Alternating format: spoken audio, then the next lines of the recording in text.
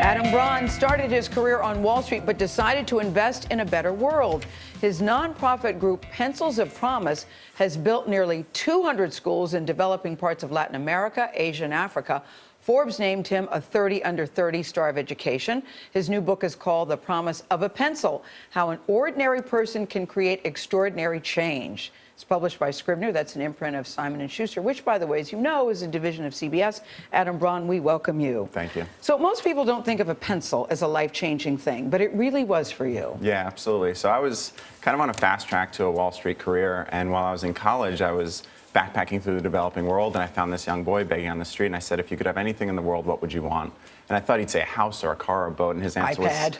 Yeah, his answer was a pencil. And I gave him my pencil. He just lit up. And I realized that we have millions of children around the world without access to any form of quality education, and that I ultimately wanted to do something about it. You see, what's interesting about that story, though, is a lot of people would have said, that's nice, give him a pencil and felt good. Yes, yes, and gone on about their way. Yeah, I mean, the But what has it made you take it further?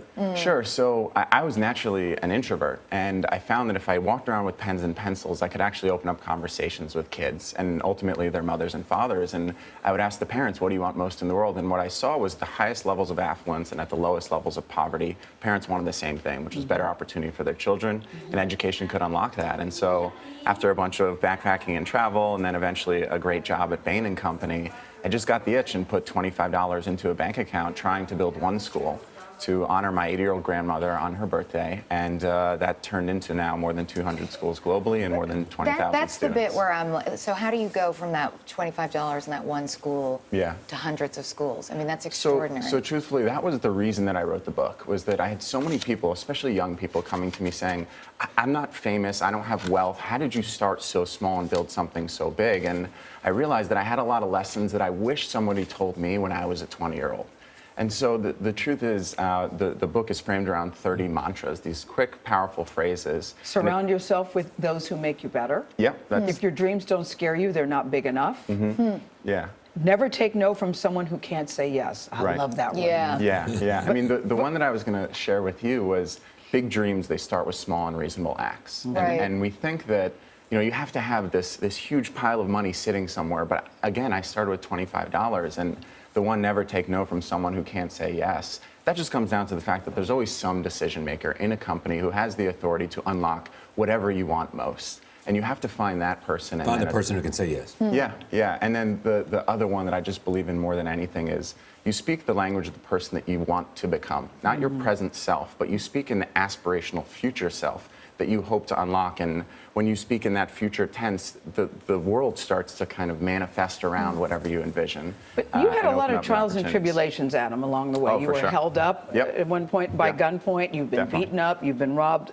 Even your grandmother said to you, why do you go to these places where people have so little when you have such nice things? You were making a lot of money, very successful. You called your parents to complain, I don't feel purpose or passion. Your dad said, grow up. So what is it that happened to you? I found purpose. That's truthfully the biggest thing. And I think it's really a big part of the millennial generation that a lot of people, they look at us and they have this sense of entitlement. And that's because millennials are driven by meaning and purpose more than anything else. And, you know, truthfully, we were the first generation that was raised being told you could be anything you want to be, and we believed it. And so it takes a lot of hard work. Well, the name Braun will be very recognizable to people in the entertainment industry because Scooter Braun, I didn't really know his first name was Scott, manages Justin Bieber. Right. And I think, you know, when you think about Justin Bieber, you don't think philanthropist. But he's been very generous to Pencils of Promise. But what can you tell us about Justin Bieber? Do you ever call Scooter and go, what the hell is going on? I mean, Justin and I have been close since he was 13. I've known him since a lot of this stuff happened. And the truth is, while lately some of the public decisions that he's made hasn't been wonderful, privately, he's still the same great kid that I've always known. And he's always been a really generous and big-hearted philanthropist. And I hope a lot of that shines through. Yeah. Thanks, Adam. Well, it does Good in to the see you. book. My pleasure. Congratulations. Thanks, guys. Congratulations. Thank you. The Promise of a Pencil is on sale now.